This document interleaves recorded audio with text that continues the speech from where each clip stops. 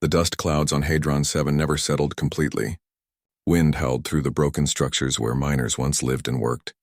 Now only ghosts remained, along with the occasional scavenger looking for abandoned equipment. Red crawled along a collapsed wall, his crimson scales catching the dim light of the planet's distant sun.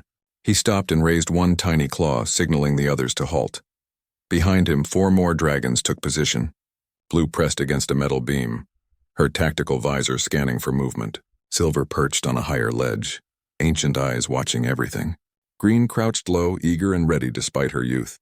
Amber circled overhead, barely larger than a bird, her golden wings silent against the wind. They were veterans, all of them. 5 warriors who had survived battles that killed thousands. Their bodies carried scars, their wings bore patches, and their eyes held memories of fire and death. For 300 cycles they had served the dragon clans, fighting wars across a dozen systems. Now they worked as scouts on frontier worlds, searching for threats to their scattered people. Red's scanner beeped. Something metallic, something that didn't belong. He clicked his jaw twice, the signal to advance. The squad moved as one, flowing through the ruins like smoke. They had worked together for so long that words were unnecessary. Blue flanked left, Silver took high ground. Green and Amber covered the rear approaches. Red moved forward, claws extended, small plasma pistol ready. The wreckage came into view. An escape pod, human design, crashed hard into the colony square. Its hull was scorched and cracked. Emergency foam had deployed but was now deflated and torn. Red's hearts beat faster. Humans. The soft skins who were spreading across the galaxy like a virus. The weak ones who somehow kept winning battles by refusing to fight properly. Blue appeared beside him, her voice a whisper through their comlink. Life signs? Red checked his scanner. One signature, small, faint, affirmative. Single contact, juvenile by size. Silver landed gracefully beside them. The oldest dragon spoke carefully as always. Orders? Red considered. Dragon protocol was clear. Unknown species on their patrol zone required investigation. Hostile species required elimination. But this was a child. Even if it was human, surround and assess, non-lethal unless threatened. The squad moved into position, forming a circle around the crashed pod.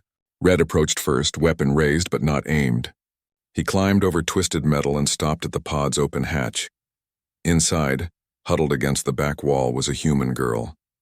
She couldn't have been more than 8 cycles old, small even for her species. Her clothes were torn and dirty. Blood stained her sleeve. Her eyes were wide with fear, but she didn't scream. Instead, she pressed herself against the wall and stared at the 5 tiny dragons surrounding her. Green hissed, showing teeth. The girl flinched but didn't run. Easy, Red commanded. He studied the child. She was injured but not severely, scared but not panicking. Alone but somehow still alive after what must have been a terrible crash. Please, the girl whispered. Her voice was small and shaking. Please don't hurt me. Red's translator picked up the words and converted them to dragon speech. He tilted his head, observing. Humans were known to be deceptive. Their weakness was often a trick, or so the war reports claimed. But this child looked genuinely terrified. Blue's voice crackled over calm. Red? We should report this and move on. Human presence means colonial expansion. Could mean military nearby. No, Silver said softly. Look at the pod. Those burn marks are not from atmospheric entry. Weapons fire. She was fleeing something. Amber dropped down beside Red, her golden eyes curious. She's hurt. Look at her arm. The girl followed their conversation even though she couldn't understand their language. She seemed to realize they were deciding her fate. Slowly, carefully, she reached into her pocket. All 5 dragons tensed, weapons ready. But the girl didn't pull out a weapon. Instead, she withdrew a small silver package. Emergency rations, standard human survival supplies. Her hands trembled as she tore it open. Inside were protein bars, nutrient-dense food designed to keep someone alive for days. The girl broke 1 bar in half, then in half again, then again until she had 6 small pieces. She ate 1 piece quickly as if she hadn't eaten in a long time. Then incredibly she extended her hand toward Red, offering him a piece of the bar. Red stared. His mind raced. This was impossible. This was wrong. Food sharing among dragons was sacred. It was how bonds were formed, how oaths were sealed, how families were made. It was never done casually. Never done with strangers, and certainly never done with enemies. But this human child, alone and injured and probably dying, was offering to share her limited food with the very creatures who surrounded her with weapons. "What is she doing?" Green asked, confused. Silver's old eyes widened. "She's offering tribute. Or alliance. Perhaps both. Humans don't know our customs," Blue said. "This means nothing." "It means everything," Silver corrected. "Look at her. She knows she has little food. She knows she needs it to survive, and she offers it anyway. This is not strategy. This is character." The girl's hand still extended, the small piece of food resting on her palm. She looked at Red with those strange human eyes, round and soft and filled with hope. Red made a decision that would change everything. He lowered his weapon and stepped forward. He reached out with one small claw and carefully took the offering from her hand. The girl's face lit up with the smallest smile. Behind him, Red heard Blue's sharp intake of breath. The food-sharing custom was absolute. By accepting the offering, Red had just bound himself and his squad to protect this human child. It was oath magic, older than their civilization, woven into their very nature. Green groaned. "Red, you didn't?" "I did," Amber laughed, high and bright. "Well then, looks like we have a new mission." Silver nodded slowly. "The code is clear. We accepted her offering. We are bound to guard her until the debt is fulfilled." Red looked at the small piece of food in his claw, then at the frightened girl who had somehow just changed everything. He placed the food in his mouth and swallowed. It tasted strange, processed and artificial. Nothing like dragon cuisine, but it was freely given and that made it sacred. "What's your name?" Red asked through the translator. The girl blinked in surprise, hearing dragon speech converted to human words. "Amy," she whispered. "I am Red. We are bound now, Amy. We will protect you." The girl started crying, tears streaming down her face. But she was smiling too. Above them, a ship's engine roared across the sky. Amber looked up, scanner active. "Multiple contacts. Heavy weapons. They're scanning the surface." Blue checked her tactical display. "Pirates.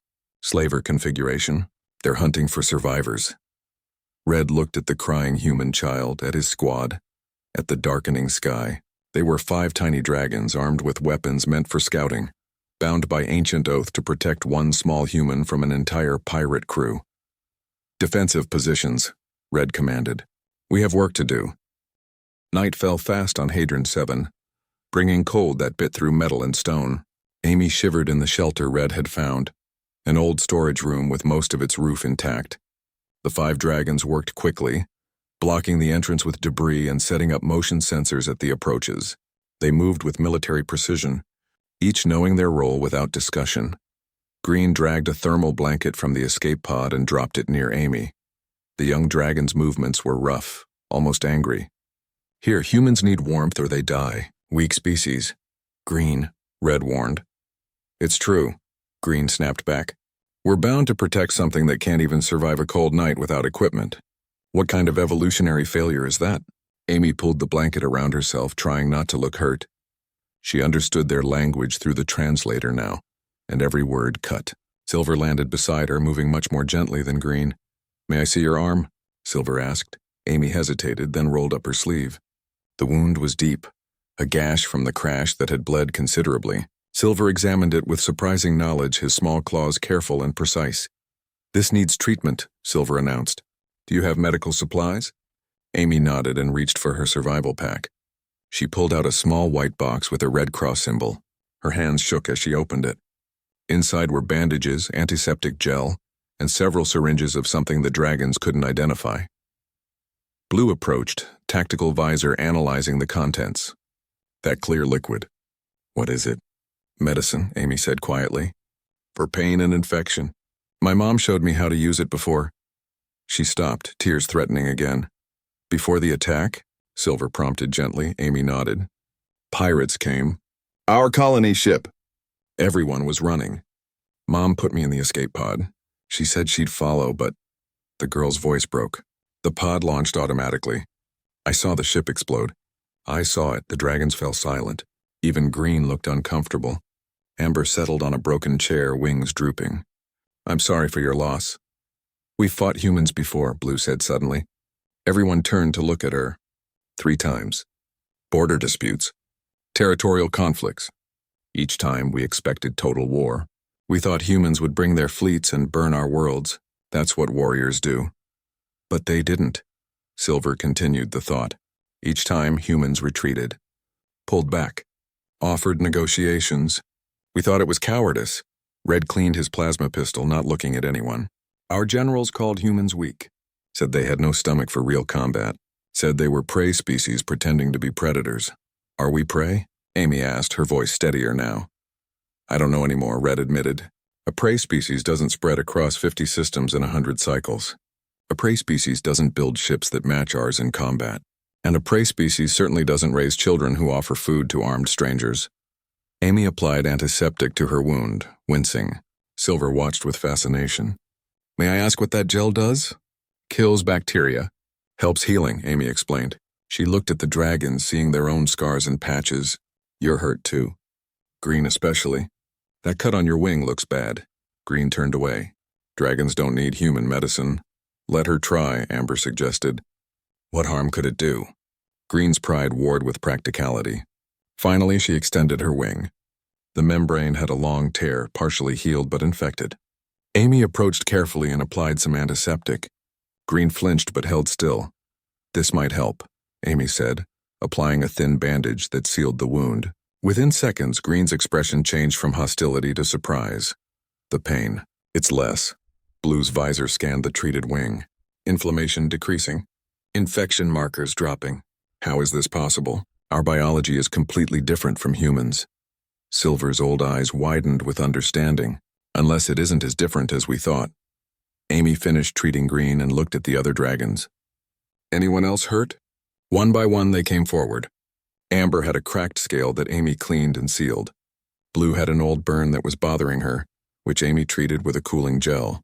Even Red, reluctant at first, let her examine a deep scar on his shoulder that never quite healed properly. As Amy worked, Silver accessed the escape pod's computer system. His claws were too small for human keyboards, but he managed to interface directly with the dragon equivalent of a datapad. He pulled up human medical databases, information that was publicly available across the galactic network.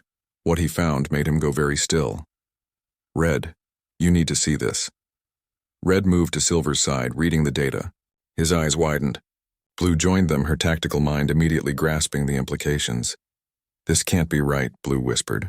What is it? Amber asked. Silver turned to face them all. Human blood. Human medicine. Human biochemistry. It's compatible with 73% of known carbon-based species, including us. That's impossible, Green said. Evolution doesn't work that way. Species from different worlds don't just accidentally become medically compatible. Exactly, Silver agreed. Which means it's not an accident. Red sat down heavily. His mind raced through the implications.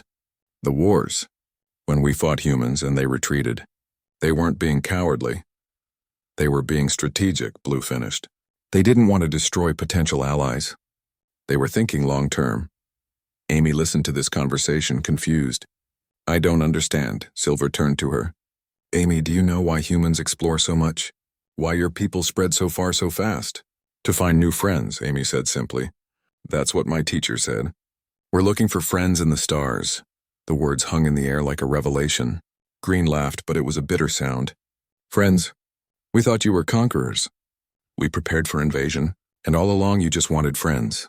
But why? Amber asked. Why does humanity seek alliance instead of dominance? What advantage does it give? Blue pulled up more data on her visor. Look at the human coalition.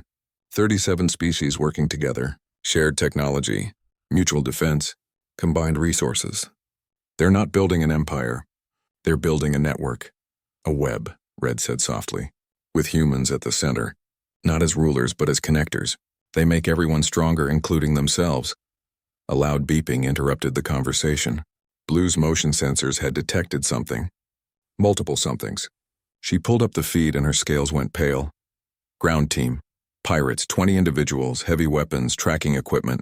They're following the escape pod signal. Red moved to the entrance, peering through a crack in the debris. In the distance, lights moved through the ruins. The hunters were coming. How long? Red asked. 15 minutes. Maybe less. Red looked at his squad. 5 tiny dragons with scout weapons. Then at Amy, a human child who should have been safe with her family. The oath bound them to protect her, but the odds were impossible. "We can't win this fight," Green said flatly. "No," Red agreed. "But we can delay them." "Buy time. For what?" Amber asked. "No one knows we're here." Amy stood up, the blanket falling from her shoulders. She moved to the escape pod's control panel, the one that was damaged but still partially functional. "I can fix the distress beacon. If I can get it working, someone will come. The pirates will detect the signal," Blue warned. "I know," Amy said, "but humans have a rule. Never leave anyone behind. If someone hears the signal, they'll come. They have to." Silver studied the girl. "You're willing to risk drawing more danger to save yourself?" "To save all of us," Amy corrected. She looked at the 5 dragons who had protected her, treated her wounds, accepted her offering. "You're not leaving me behind. I'm not leaving you behind either. That's how humans work." Red felt something shift in his chest. Understanding, maybe, or respect. This small, weak, injured child was thinking about saving them. "Do it," Red commanded. "Fix the beacon. We'll hold them off as long as we can." The dragons moved to defensive positions. Amy worked on the control panel with shaking hands but determined focus. Outside, the lights grew closer. The hunters were almost upon them. Green checked her weapon and looked at Red. "We're going to die for a human." "We're going to die keeping an oath," Red corrected. "Same thing," Green said. But she was smiling. The first pirate appeared in the ruins below. Then another. Then 5 more. They moved in formation. Professional and deadly. Blue's tactical display marked each target, calculating odds. 0% chance of survival. Red didn't care about the odds anymore. He had made a promise to a human child who shared her food when she had nothing, who offered medicine when she was hurt, who wanted to save everyone, not just herself. Maybe the dragons had been wrong about humans. Maybe weakness was something else entirely. "Here they come," Amber announced. Red charged his weapon. "For the oath." "For Amy." The squad echoed his words, their voices small but fierce. "For the oath." "For Amy." The canyon network behind the old colony stretched for miles, carved by ancient water that no longer flowed. Red led the group through narrow passages where the pirates' size worked against them. Amy ran behind him, her small legs pumping hard to keep pace.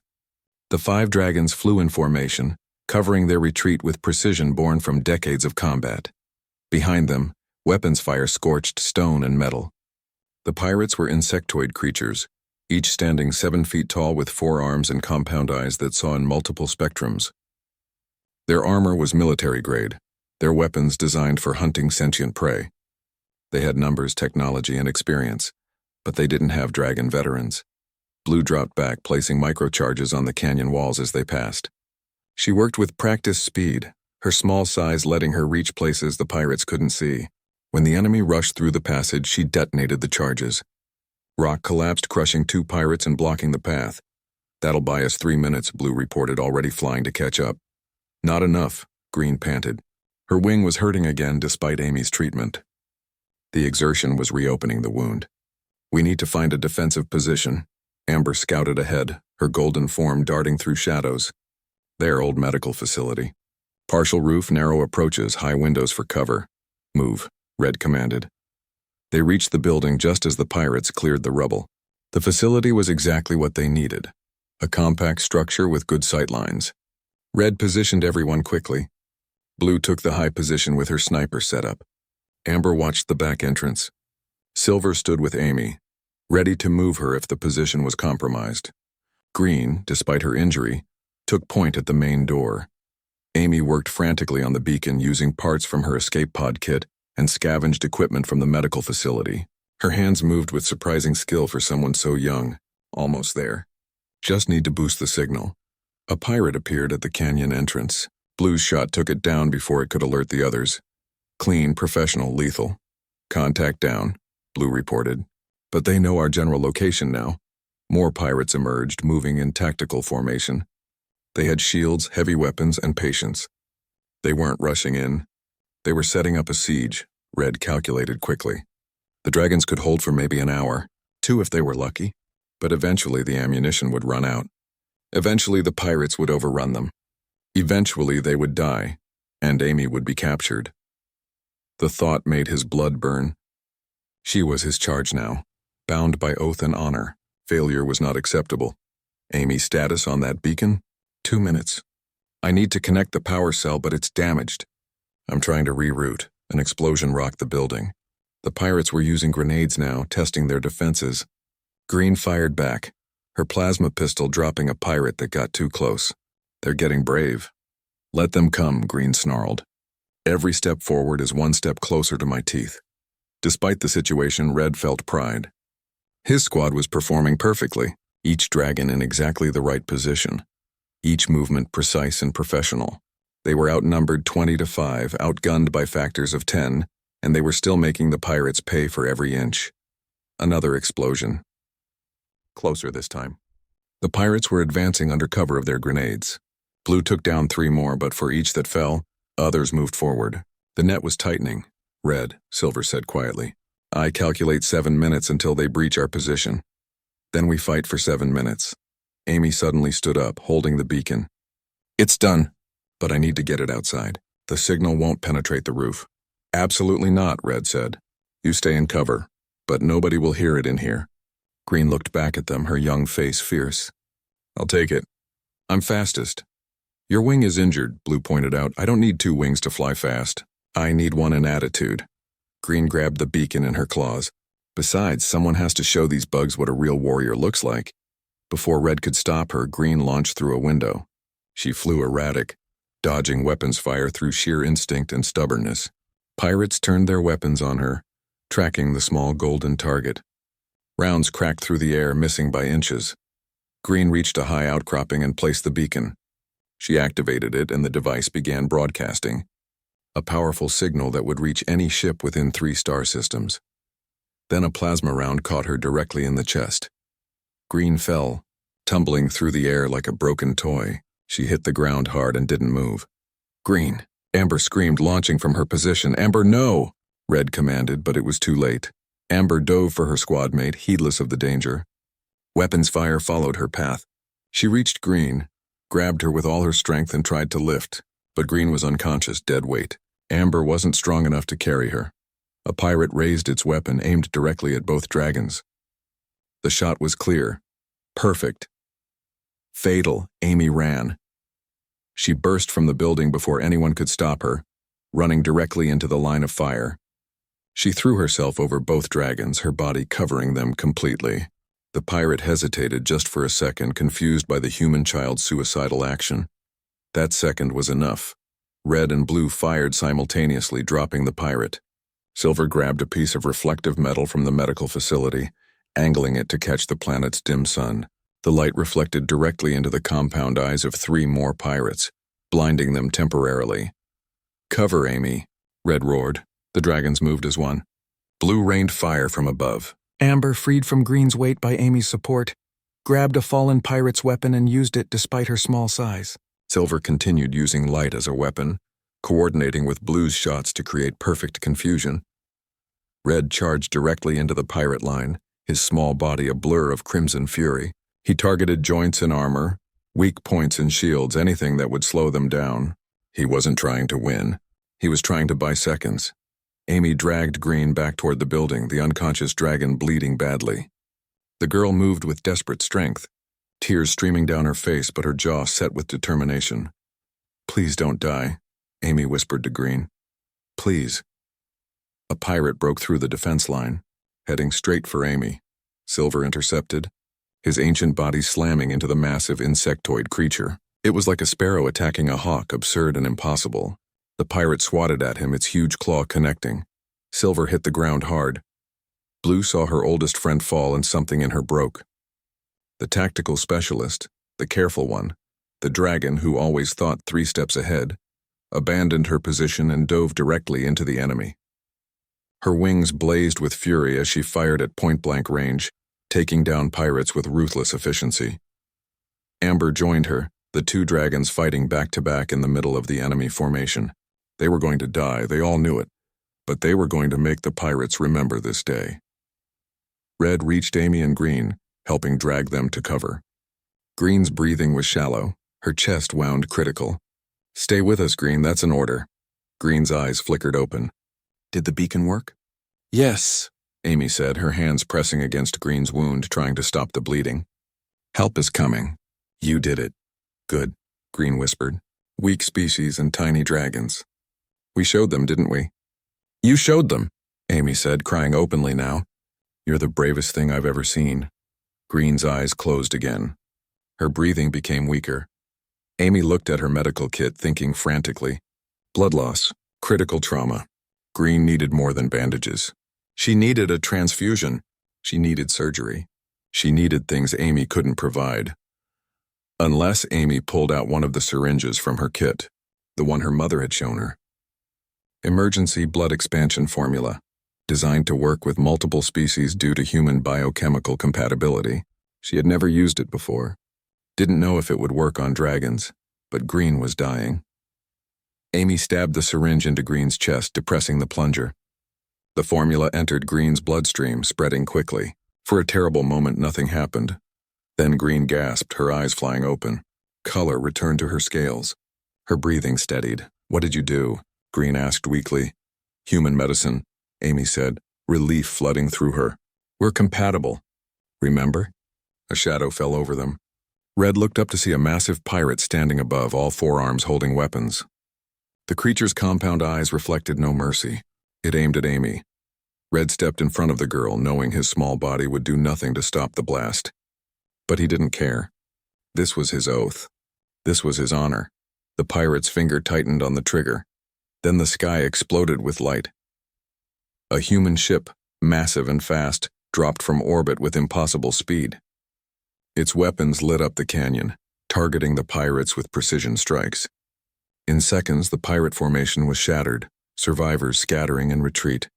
The ship landed hard, ramp dropping before it even settled.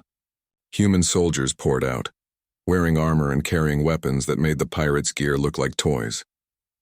But they weren't firing. They were securing the area, checking for survivors, establishing a perimeter.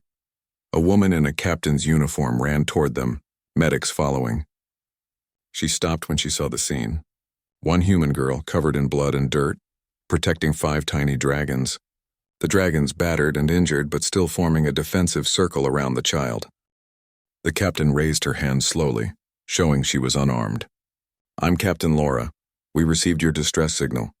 Are you Amy? Amy nodded, too exhausted to speak. Captain Laura looked at the dragons, at their wounds, at their protective stance. And these are? My friends, Amy said simply. They saved me. The captain's expression softened. She knelt down to Amy's level, then looked at Red. Thank you for protecting her. Red's translator converted the words. He studied this human captain, seeing genuine gratitude in her eyes. It was our oath. Then let us honor that oath. We have medical facilities on the ship, all of you. Captain Laura stood and gave orders to her medics. Treat them all. Dragons first. They're wounded worse. The medics moved forward carefully, respecting the dragon's space, but clearly intending to help. Blue and Amber landed beside Red, battered but alive. Silver limped over, his old bones protesting. Green was carefully lifted on a stretcher, Amy refusing to leave her side. As they moved toward the ship, Red looked back at the canyon where they had made their stand. 5 tiny dragons and 1 human child had held against an army. Survived because they fought together. Maybe humans weren't weak after all. Maybe they were something else entirely. Something the galaxy had never seen before. Something that could change everything. Welcome aboard, Captain Laura said as they entered the ship. You're all safe now. The human medical bay was unlike anything the dragons had experienced. Soft lighting instead of harsh examination lamps. Quiet machines that whispered instead of beeped. Medical staff who asked permission before touching patients. It felt more like healing than treatment. Green lay in a specialized bed adjusted to her small size. Tubes connected to her body, feeding her fluids and medicine. She was unconscious but stable. Her vital signs displayed on screens that human and dragon doctors studied together. Amy sat beside the bed holding Green's tiny claw, refusing to leave despite exhaustion. Red stood nearby, watching human medical staff work on his squad mate with fascinating efficiency. They had adapted their equipment for dragon physiology within minutes, using flexible technology that seemed designed to treat multiple species. A young human doctor named Peter worked on Green's chest wound with tools scaled down to dragon size.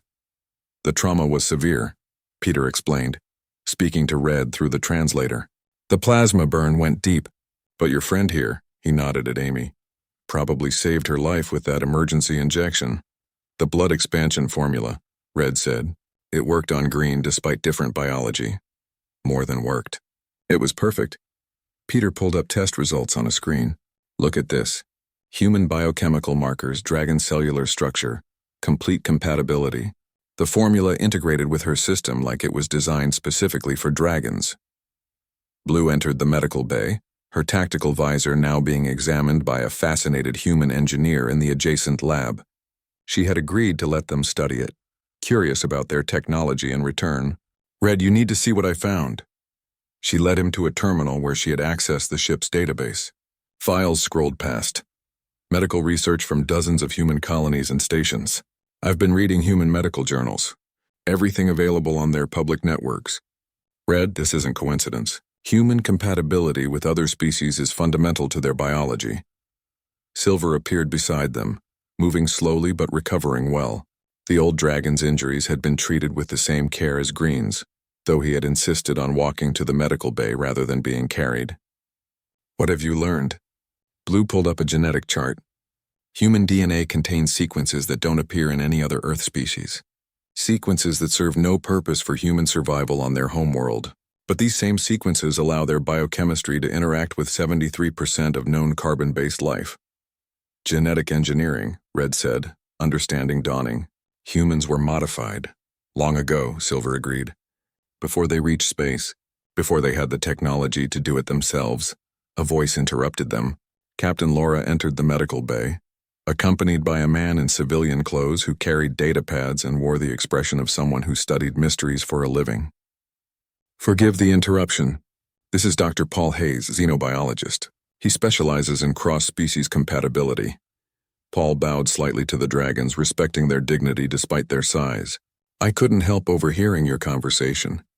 You're asking the right questions. Questions humanity has been asking for 200 years. You know about your own genetic modification? Blue asked. We suspect, Paul corrected. The evidence is clear that human DNA was altered by someone. Something. We don't know who or why. We call them the architects. They left no messages, no instructions. Nothing except changes to our genetic code that make us uniquely compatible with other species.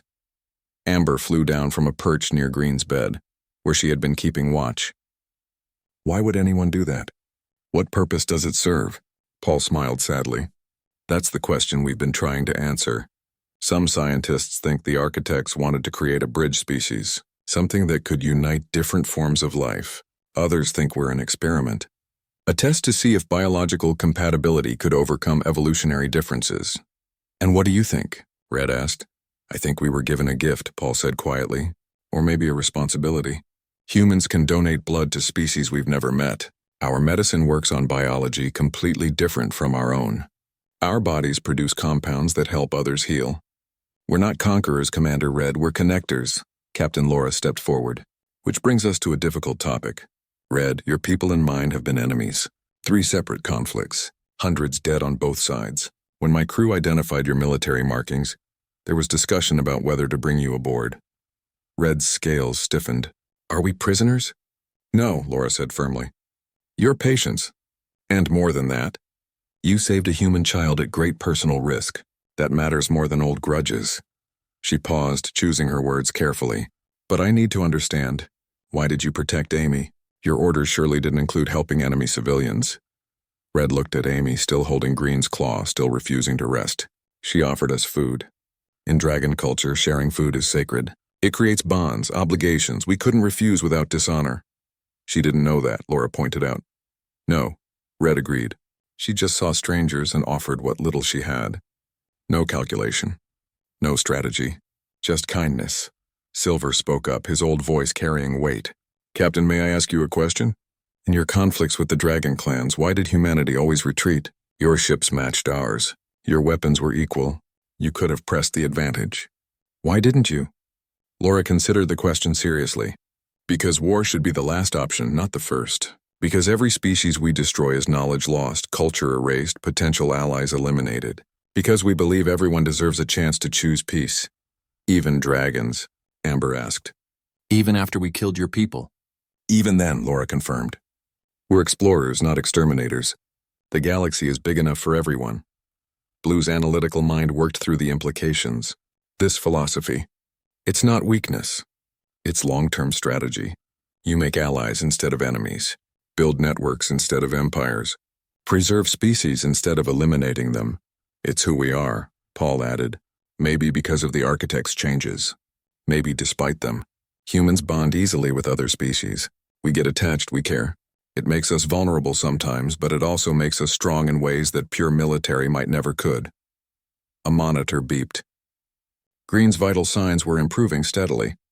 Peter checked the readings and smiled. She's healing faster than expected. The combination of human medicine and her own dragon resilience is remarkable.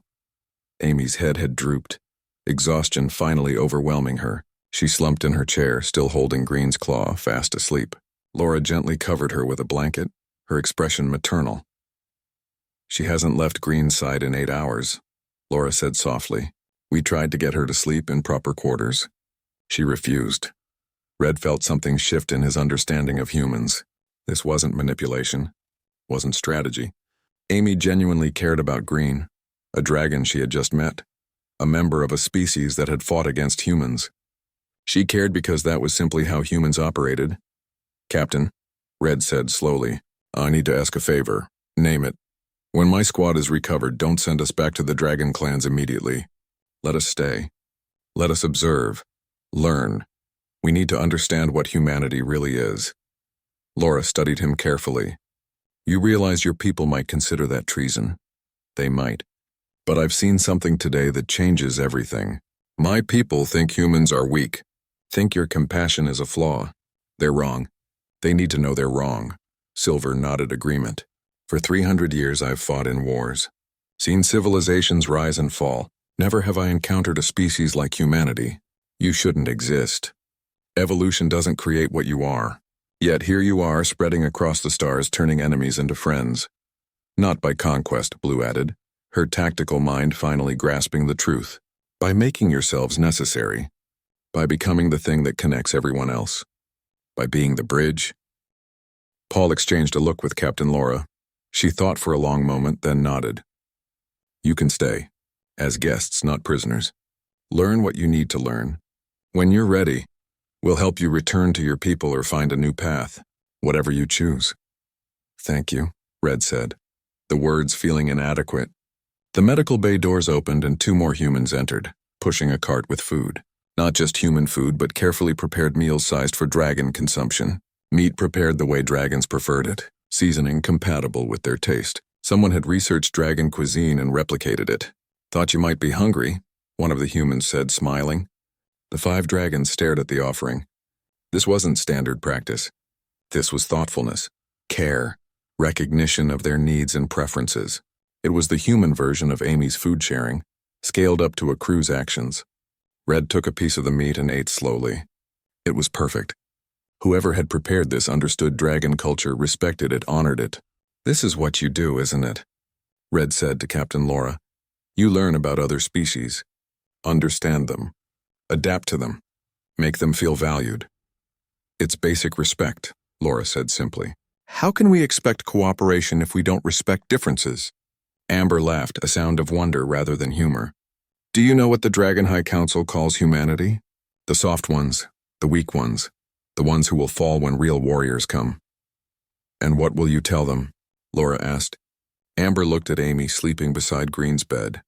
At the human doctors working to save a dragon's life. At the crew that offered food and respect and kindness to ancient enemies.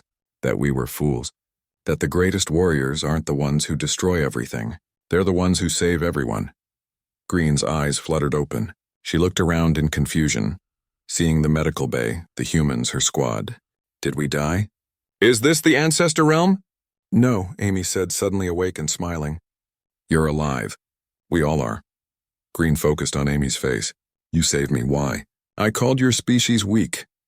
Because you needed help, Amy said simply. That's what friends do. We're friends. Green asked, confused. Of course we are.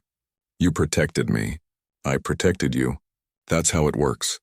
Green looked at Red, seeking guidance. Red just nodded. She's right. That's exactly how it works. Outside the medical bay windows, stars drifted past. Somewhere in those stars were the dragon clans, still believing humans were enemies, still preparing for wars that might never come, still not understanding what humanity really represented. But 5 dragons knew now. 5 veterans who had fought against humans and nearly died protecting one. 5 warriors who had discovered that strength came in forms they never imagined, and they would carry that knowledge home, whether their people wanted to hear it or not. Rest, Laura said to them all. You've earned it. Tomorrow we'll talk about the future. Tonight, just heal. The dragons settled in, accepting human hospitality, beginning to understand that maybe the galaxy was bigger than war and conquest. Maybe there was another way, a human way, a way that built instead of destroyed. And maybe, just maybe, that was the point all along. 3 days passed aboard the human ship Horizon's Light. 3 days that changed everything Red thought he knew about the galaxy. He walked through corridors that bustled with activity, watching humans work alongside 12 different species, not as masters and servants but as equals. A bird-like Avarian calibrated navigation systems beside a human technician. A crystalline lithoid shared jokes with human engineers in the engine room. A massive boron, normally aggressive and territorial, played gentle games with human children in the recreation area. It was impossible, yet it was real. Red found Captain Laura in the observation deck staring at the stars. She turned when he approached, her expression welcoming. Commander. Can't sleep? Too much to think about, Red admitted. He flew up to the railing beside her, settling on the metal bar. From here, the galaxy stretched infinite before them. How do you do it? How do you make so many different species work together? We listen, Laura said simply. We learn, we adapt. And we never assume our way is the only way. She pulled up a holographic display showing the ship's crew roster. See this? 47 humans, 63 non-humans. Every species has different needs, different cultures, different values. We accommodate all of it. That must be exhausting, sometimes, Laura admitted, but it's worth it. Every species brings something unique. The Avarians have mathematics we never imagined. The lithoids understand energy systems in ways we're still learning. The borons have defensive strategies that saved us twice in the last year. We're stronger together. Red thought about the dragon clans, isolated and proud, convinced of their superiority. My people don't think that way. We believe strength comes from purity, unity through shared blood, cooperation only with our own kind. And how has that worked out? Red couldn't answer honestly without admitting failure. The dragon clans were scattered, weak, losing territory every cycle. They had once ruled 1/3 of the galaxy. Now they held maybe 20 systems, and those were threatened constantly. Not well, he finally said. The door opened and Blue entered, her tactical visor repaired and upgraded by the human engineers. She had spent the last 3 days in deep conversation with them, learning about human military doctrine. What she discovered disturbed her. Red, we need to talk. All of us. They gathered in a private meeting room. The 5 dragons, recovered from their injuries, sat around a table sized for humans but adapted with dragon perches. Amy was there too at Laura's invitation. The girl had become something of a liaison between species, her innocent acceptance of everyone helping bridge cultural gaps. Blue activated a holo display showing military records. I've been studying human combat history. Every conflict they've had with other species. The pattern is consistent and troubling. Troubling how? Silver asked. Humans win by not fighting, Blue explained. Look at the Tharkon incident. The Tharkon Empire attacked a human colony without provocation. 3,000 dead. The Tharkon expected retaliation. Instead, humans sent medical aid to Tharkon world suffering from a plague. The Empire was so confused they agreed to peace talks. Green, fully recovered and more energetic than ever, leaned forward. That's insane. You don't reward aggression with kindness, don't you? Blue pulled up more data. After receiving human medical help, the Tharkon Empire opened trade agreements. Now they're part of the human coalition. Their warriors serve alongside human marines. They went from enemies to allies in 5 years. That's manipulation, Red said, though he didn't sound convinced, is it? Silver asked quietly. Or is it wisdom? The Tharkon are fierce warriors. Instead of destroying them, humans made them partners. Now human colonies have Tharkon protection, and Tharkon worlds have human technology. Everyone wins. Amy raised her hand like she was in school. Can I say something? Of course, Laura encouraged. My teacher used to say that making friends is better than making enemies. She said every enemy you don't make is a friend you might have later. Even if they hurt you first, you should give them a chance to be better. Amy looked at the dragons. Like you. You were enemies of humans. But you protected me anyway. Now you're friends. The simple logic delivered by a child somehow carried more weight than any military analysis. Amber spoke up for the first time. I've been watching the crew. Really watching. The humans defer to other species constantly. Navigation to the Avarians because they're better at it. Security to the Borons because they're stronger. Engineering to the Lithoids because they understand energy. Humans don't try to be best at everything. They find the best and support them. That's dangerous, Green argued. What if those species turn on them? They won't, Laura said. Because we treat them well. Because we share success. Because we make them part of something larger than any single species. She pulled up images of human cities. Look at Earth's major colonies. Every city has cultural centers for dozens of species. Schools that teach multiple languages. Laws that protect everyone equally. We're not building a human empire. We're building a galactic community. Red felt the weight of understanding settle on him. This wasn't a trick. Wasn't a temporary strategy. This was fundamental to what humans were. They were designed somehow by someone to be the glue that held different species together. The meeting room door chimed. A human communications officer entered, looking worried. Captain, we have a situation. Dragon fleet detected. 3 capital ships, multiple escorts. They're on intercept course. They'll reach us in 2 hours. The dragons went very still. Blue's tactical mind immediately calculated odds. That's a war fleet. They're not here to talk. Laura studied the dragons carefully. Did any of you send a distress signal? No, Red said firmly. We've been silent since boarding your ship. Then they tracked your last known position, or they're hunting for human ships in dragon territory. Laura's expression hardened. We're in contested space. They have right to patrol, but if they attack, we'll defend ourselves. You can't fight 3 capital ships, Blue said flatly.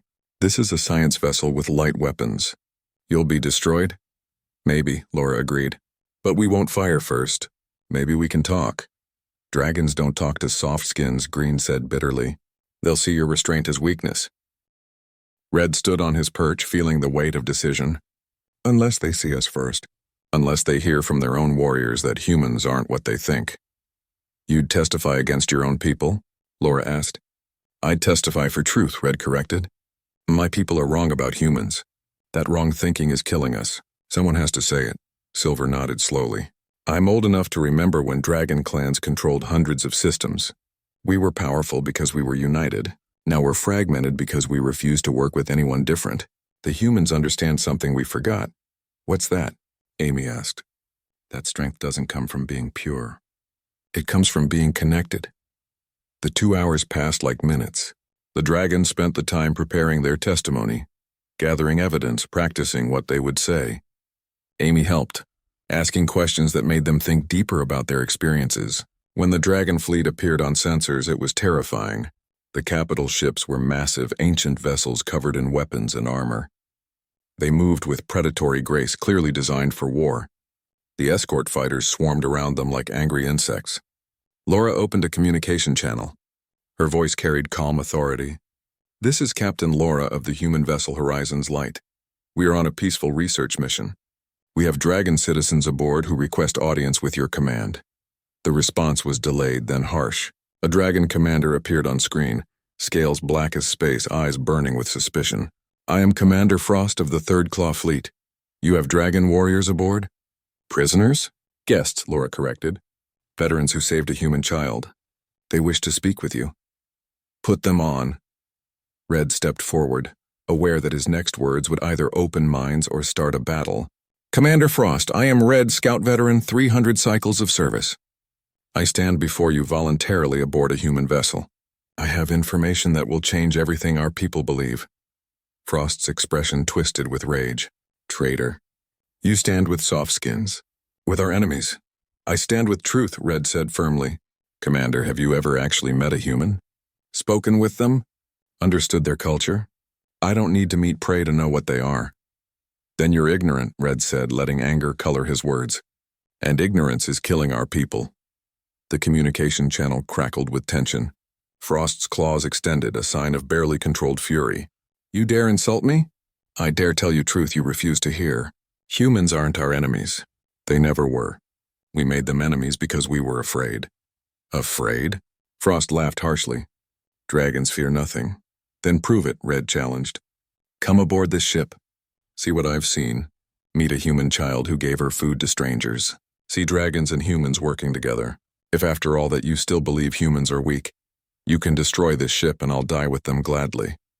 Silver added his voice, the weight of age behind his words. Frost, I fought in the first border war. I was there when we thought humans would retaliate with genocide.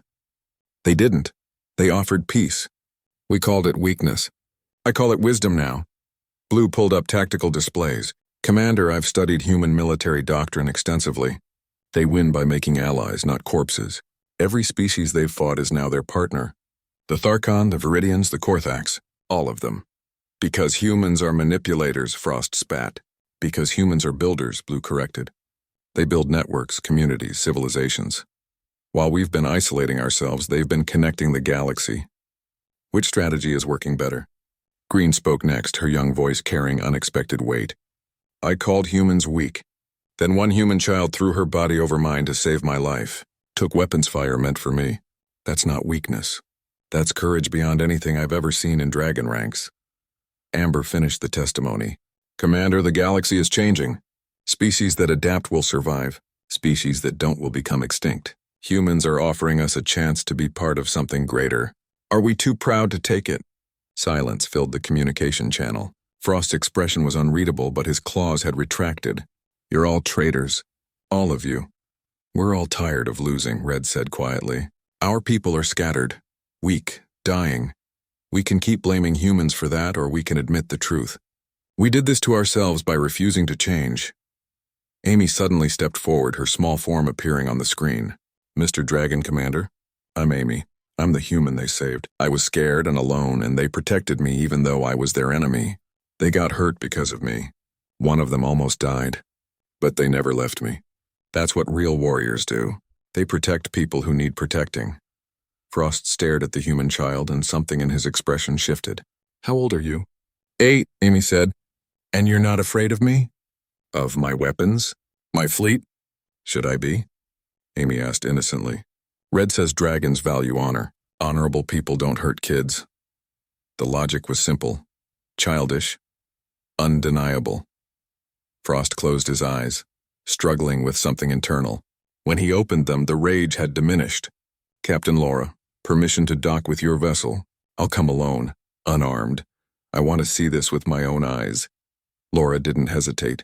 Permission granted. Welcome aboard, Commander. The channel closed. Red felt his heart pounding. This was either the beginning of peace or the start of disaster. Did we just change the war? Green asked. Maybe, Silver said. Or maybe we just delayed it. Amy tugged on Red's wing. It's going to be okay. You'll see. Humans are good at making friends. Red hoped she was right, because in 30 minutes the most dangerous dragon commander in the fleet would walk through those doors, and everything would depend on what he saw. The future of dragon-human relations, maybe the future of the galaxy, hinged on this moment. On whether one proud warrior could admit he was wrong. On whether peace was possible even after years of conflict. On whether a human child's simple kindness could change a commander's mind. Red looked at his squad, at Captain Laura, at Amy. Together they had survived impossible odds. Maybe together they could survive this too. Let's go meet our guest, Red said. Time to show him what humans really are. 6 months had passed since Commander Frost walked aboard Horizon's Light. 6 months since everything changed. Red stood in the Grand Assembly Hall on the neutral station Haven's Rest, watching representatives from 300 species take their seats. The hall was enormous, built to accommodate creatures from tiny to gigantic, aquatic to air-breathing, carbon-based to silicon-formed. Every major species in the known galaxy had sent delegates, and Red was about to address them all. His squad stood with him, wearing formal diplomatic markers instead of combat gear. Blue checked their presentation materials one final time, her analytical mind ensuring nothing was overlooked. Silver straightened his ceremonial collar, the ancient dragon looking dignified despite being no larger than a human hand. Green fidgeted with nervous energy, while Amber maintained their security perimeter out of pure habit. Amy sat in the front row, wearing a junior xenobiologist uniform. At 9 years old, she was the youngest official member of humanity's diplomatic corps. Beside her sat Captain Laura, now promoted to admiral for her role in facilitating first contact between dragon and human leadership. Commander Frost entered through the main doors, and the room fell silent. The massive black dragon walked with deliberate steps, his presence commanding despite being surrounded by species that dwarfed him. He had spent 6 months embedded with human fleets, observing, learning, and slowly changing his mind about everything. He took his position at the dragon delegation table, nodding once to Red. Respect between warriors, the assembly moderator, a floating energy being named Luminos signaled the start. This emergency assembly was called by the Dragon High Council and the Human Coalition to address a matter of galactic importance. Commander Red, you may begin. Red activated the holographic display, his small claws working controls designed for humans, but adapted for dragons. The first image appeared above the assembly. Ancient ruins on a dead world. 300 years ago, my people found these structures on the edge of the galaxy. We studied them briefly and moved on, dismissing them as archaeological curiosities. We were wrong. Red changed the image. Complex genetic sequences appeared. These ruins contain genetic laboratories, research that predates any known civilization by millions of years, the assembly murmured. Blue took over the presentation. We've spent 6 months analyzing these findings with human scientists. What we discovered changes everything we understand about galactic history. An ancient civilization which we call the Architects deliberately modified the genetic code of multiple species across the galaxy. Silver's old voice carried through the chamber. They modified humans most extensively, but they also altered dragons, and Avarians, and Lithoids, and 73 other species represented in this room today. All of you have architect markers in your DNA. Green brought up the comparative analysis. The modifications weren't random. They were purposeful. The architects designed species to be compatible with each other, to work together, to form connections across biological boundaries that should have been impossible. Amber displayed the final piece of evidence. Humans are the center of this design. Their biochemistry interfaces with the most species. Their psychology promotes cooperation. Their culture values diversity. They're not conquerors. They're bridge builders. It's literally written in their DNA. Red stepped forward again, his voice steady. For generations, dragons believed humans were weak. We were wrong. Humans are exactly what the architects intended. A species capable of uniting others, of seeing potential in every life form, of building networks instead of empires. Frost stood, his massive form drawing all attention. I came to this knowledge reluctantly. I have fought humans, killed humans, called them our greatest enemy. But after 6 months of observation, I understand the truth. Humans don't fight like we do because they're playing a different game entirely. They're building something we never imagined. A human delegate, Dr. Hayes, took the podium. We've known about the architect modifications for decades, but we didn't understand their purpose until the dragons helped us complete the research. The architects weren't just creating compatible species. They were creating a galactic community, a civilization that could span different biologies, different cultures, different ways of thinking. The assembly erupted in debate. Species that had been enemies for centuries suddenly seeing each other as part of a larger design. Species that had remained isolated realizing they were meant to connect. It was chaos and revelation combined. Amy raised her hand. Luminos, amused by the child's formality, recognized her. The human child may speak. Amy stood tiny compared to most delegates, but her voice carried confidence. I'm just a kid, so maybe I don't understand all the complicated stuff. But I know this. When I was alone and scared, 5 dragons protected me even though I was supposed to be their enemy. They got hurt for me, almost died for me, and I would have done the same for them. She looked around the assembly. Maybe that's what the architects wanted. For all of us to protect each other, to care about each other, to be friends instead of enemies. The simple words delivered with childish sincerity silenced the debate. Sometimes truth didn't need complexity, Red continued. But there's more. The architect ruins contained a warning. He displayed the final image, a star map showing the galactic edge. Something is coming, a force from beyond our galaxy. The architects fought them and lost. They created us, modified us, prepared us, hoping we would succeed where they failed. The assembly went deadly quiet. Blue provided tactical analysis. The approaching force will reach our galaxy in approximately 10 years. We don't know what they are. We don't know their capabilities. But the architects' records are clear. They're hostile. They're powerful. And they destroy civilizations completely. Silver added historical context. The architects had technology beyond anything we possess.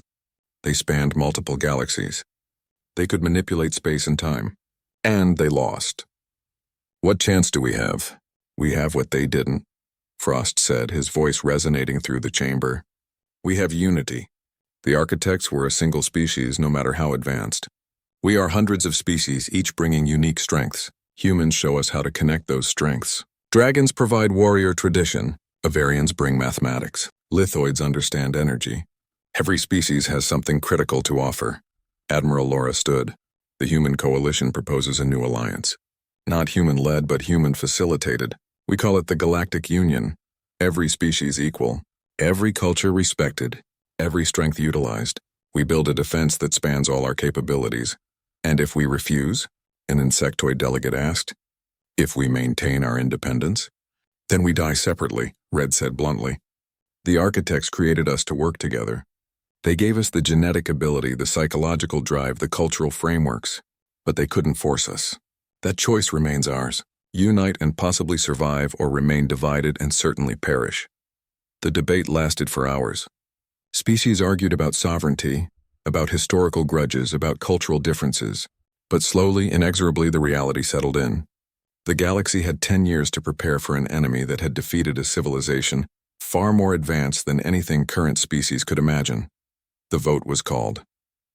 Each species delegation consulted internally, some quickly, others taking hours. Red watched the tally display, seeing green lights appear one by one. Species voting yes to unity, to cooperation, to survival. The Dragon High Council deliberated longest. Centuries of pride warred with the logic of survival. Finally, their light turned green.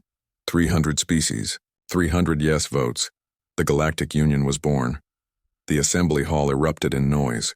Not celebration exactly, but relief, fear, hope, the understanding that everything had just changed forever.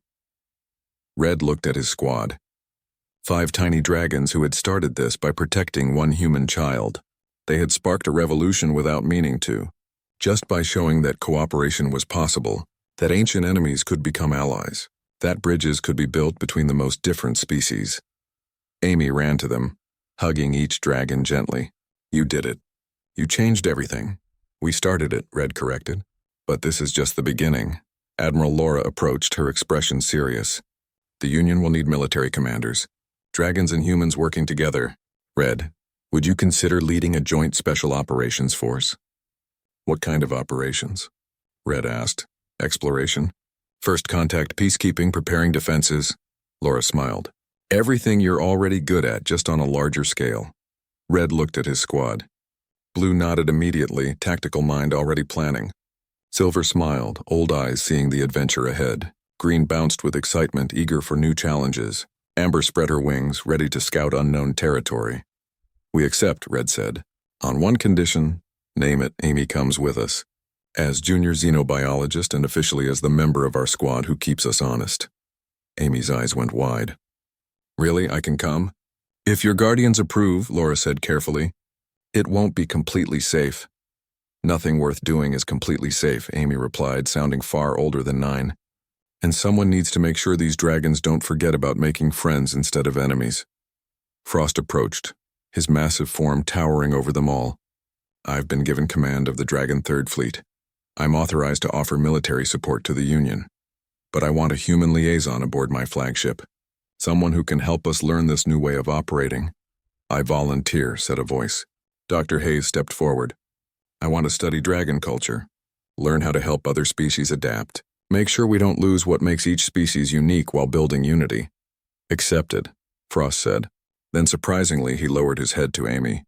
Human child. You shamed me into seeing truth. That's a rare gift. Thank you.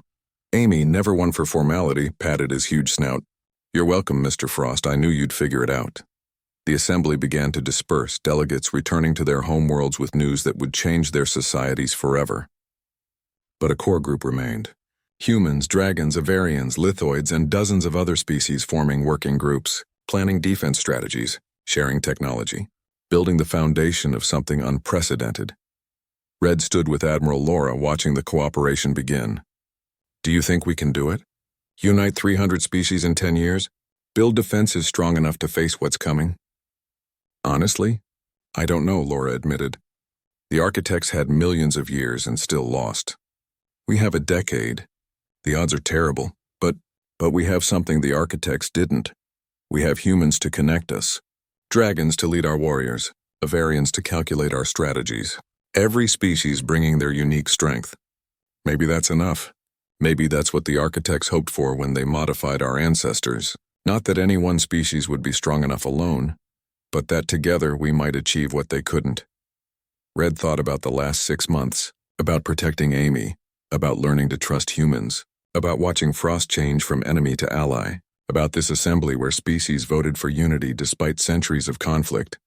We'll try, Red said. What else can we do? Exactly, Laura agreed. A new ship was already being built in the orbital yards above Haven's Rest. The first joint dragon-human vessel designed for deep space exploration and first contact. It would carry a crew of 50 species, each bringing their expertise. It would seek out the remaining isolated civilizations, bringing them into the Union. It would explore the architect ruins, searching for knowledge that might help against the coming threat. And it would be commanded by Admiral Laura, with Red as Special Operations Commander, Amy as Chief Xenobiologist despite her age, and a crew that represented everything the Galactic Union hoped to become. The ship's name was already decided. Unity's Promise. 10 years later, when the darkness reached the galaxy's edge, they would be ready, not because any one species was strong enough, but because 300 species had learned to work as one. The architects had given them the tools. The dragons and humans had shown it was possible. Now the entire galaxy would prove whether intelligence and cooperation could triumph over force and destruction. Red looked at Amy, now 19 and brilliant, directing teams of xenobiologists as they studied architect technology. He looked at his squad, each commanding their own units in the Union forces. He looked at Frost, whose dragon fleet now flew in formation with human ships, protecting colonies together instead of fighting over them. He looked at a galaxy learning to unite, and he thought maybe, just maybe, the architect's dream might come true after all. A small human child had offered food to 5 dragons. That simple gesture had sparked understanding. Understanding had led to alliance. Alliance had built a union, and the union might just save civilization itself. Not bad for one act of kindness. The galaxy was changing, enemies becoming friends, warriors becoming protectors, isolated species becoming family. And at the center of it all, doing what they did best, were humans, building bridges, making connections, seeing potential in everyone. The architects had chosen well. Red spread his wings and flew toward the future, knowing that whatever came next, they would face it together. 300 species united, strong, ready for anything.